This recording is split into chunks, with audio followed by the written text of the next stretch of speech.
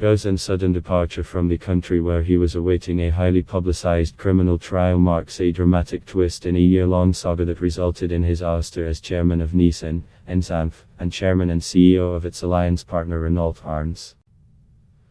I am now in Lebanon and will no longer be held hostage by a rigged Japanese justice system where guilt is presumed, discrimination is rampant, and basic human rights are denied, in flagrant disregard of Japan's legal obligations under international law and treaties it is bound to uphold, he said in a statement, which was released on his behalf by a public relations firm. It is not clear how Ghosn, who holds both French and Lebanese citizenship, was able to leave Japan before his trial took place. Ghosn's lawyer Junichiro Hironaka told reporters Tuesday that his client's flight from Japan was a complete surprise.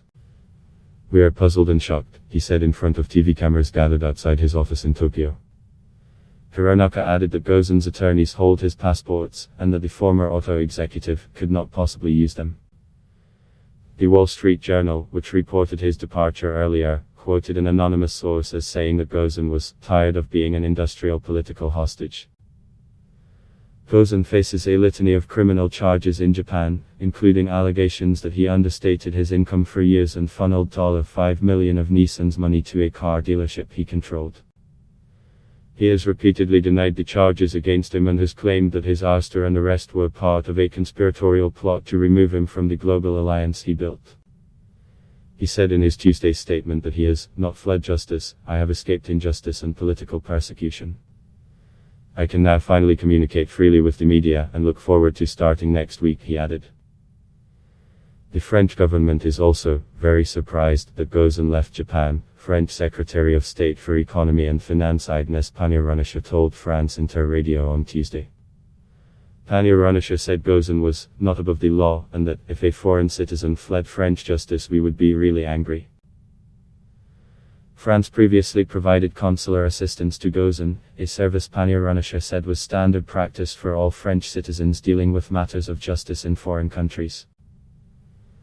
She would not say if the French government would continue to do so.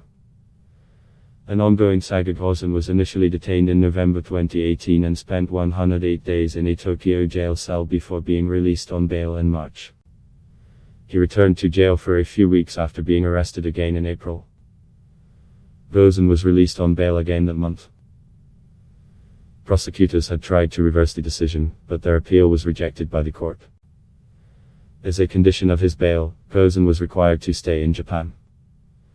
His wife Carol Ghosn, who has traveled the world appealing to political leaders on behalf of her husband, has also said they were prohibited from talking to each other. To say that my husband's bail conditions are cruel and unusual would be an understatement, she said in August. Ghosn did not explain in his statement Tuesday how he was able to reach Lebanon. CNN Business has reached out to Japan's Justice Ministry, the Tokyo Prosecutor's Office and the city's district court, but has not received any responses. The government, however, is closed for the week for the New Year holiday. While Ghosn was born in Brazil, the former auto executive grew up in Beirut. In recent years he had become a highly respected celebrity in Lebanon, and even began investing in business there. After Ghosn's arrest last year, Lebanon's foreign ministry said that he represented one of Lebanon's success stories abroad. The Lebanese foreign ministry will stand by his side in this ordeal to ensure that he receives a fair trial, the ministry said at the time.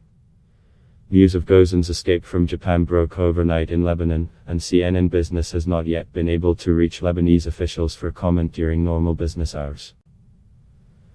An automotive alliance. Ghosn's status as a titan of the auto industry was legendary. He led successful turnarounds at Renault and Nissan, and was the architect of the alliance between those two car makers and Mitsubishi Motors. Together, they produced 1 out of every 9 cars sold worldwide as of last year. Cracks began appearing in that alliance after Ghosn's arrest in November 2018. While he was immediately stripped of his chairmanship at Nissan and Mitsubishi, Renault resisted calls to follow suit, saying it didn't have enough information. By January, though, the French government had abandoned its support for Ghosn, and he soon resigned from his role at Renault. Ghosn claimed that his downfall was brought about by Nissan executives who opposed his plans to deepen the Japanese company's integration with Renault. Analysts have repeatedly speculated that Nissan executives were uncomfortable about the possibility of Renault and Ghosn seeking full control of the Japanese company. Nissan has given a different version of events, saying that it began cooperating with Japanese prosecutors after a whistleblower helped it uncover serious financial misconduct by Ghosn. CNN's RNLSY contributed to this report from London.